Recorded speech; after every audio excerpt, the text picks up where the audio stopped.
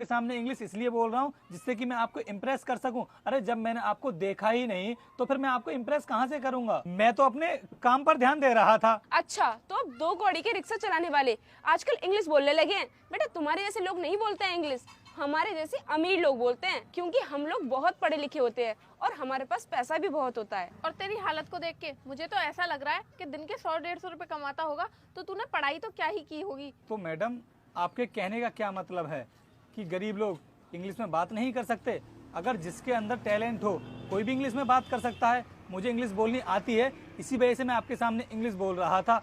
और हाँ मैडम, क्या बोल रही थी आप कि मैंने क्या ही पढ़ाई की होगी? अगर मैं रिक्शा चलाता हूँ तो क्या मैं पढ़ लिख नहीं सकता?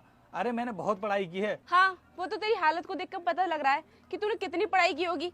8 तक पढ़ाई की होगी, वो भी सरकारी स्कूल में। और तुझे पता है हम दोनों ने इंटर पास कर लिया है, वो भी इंग्लिश मीडियम से। लेकिन आप दोनों की बातें सुनकर तो मुझे नहीं लग रहा है कि तुमने यहाँ तक पढ़ाई की होगी। तो तेरे कहने का क्या मतलब है? हम भी तेरे तरह गवार हैं, हमने पढ़ाई नहीं की है। मैडम मेरे कहने का वो मतलब नहीं है कि आप पढ़ी लिखी नहीं है। अरे जिस टाइम पर आप मेरे पास आई थी ना, उस टाइम मेरी क्लास चल रही थी, मैं उसी में लगा हुआ था और इसीलिए मैंने आपसे मना कर दिया, क्योंकि अगर मैं आपको लेकर के चला जाता तो मेरी क्लास मिस हो जाती। क्योंकि मैं यूपीएससी की तैयारी कर रहा हूँ और उसको लेकर के मैं बहुत सीरियस हूँ, क्योंकि एक बार क्लास छूट जाने पर ना मेरा बहुत नुकसान हो जाता, इसीलिए मैंने मना कर दिया। आप तो मेरी बातों का बुरा मान गई। क्या भैया आप यूपीएससी की तैयारी कर रहे हो?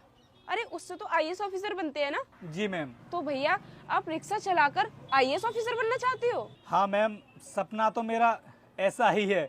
मैं उसके लिए मेहनत भी बहुत कर रहा हूँ। अगर किस्मत में हुआ तो जरूर मैं इस मुकाम को हासिल करूँगा। सॉरी भैया, हमें माफ कर दीजिए, हमें नहीं पता था कि एक रिक्शा चलाने वाला भी इतनी पढ़ाई कर सकता है। हमने बिना कुछ सोचे समझे आपसे कितना कुछ बोल दिया, कितनी बदतमीजी से बात की आपसे।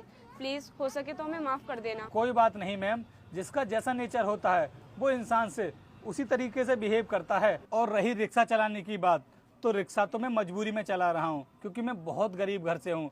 मैं दिल्ली जा कर के कोचिंगों में लाखों रुपए खर्च नहीं कर सकता, इसीलिए मैम मैं ऑनलाइन क्लास लेता हूँ, जिससे कि पैसा भी कम खर्च हो और मैं अच्छे से अपनी तैयारी भी कर सकूँ। भैया आज आपसे हमें बहुत कुछ सीखने को मिला है।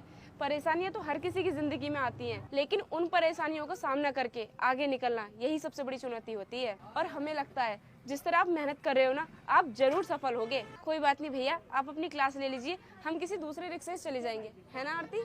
हाँ चलो। रुकिए मैम, अब तो मेरी क्लास खत्म हो गई है, मैं आपको छोड़ सकता हूँ। आप बैठ जाइए, मैं छोड़ देता हूँ आपको।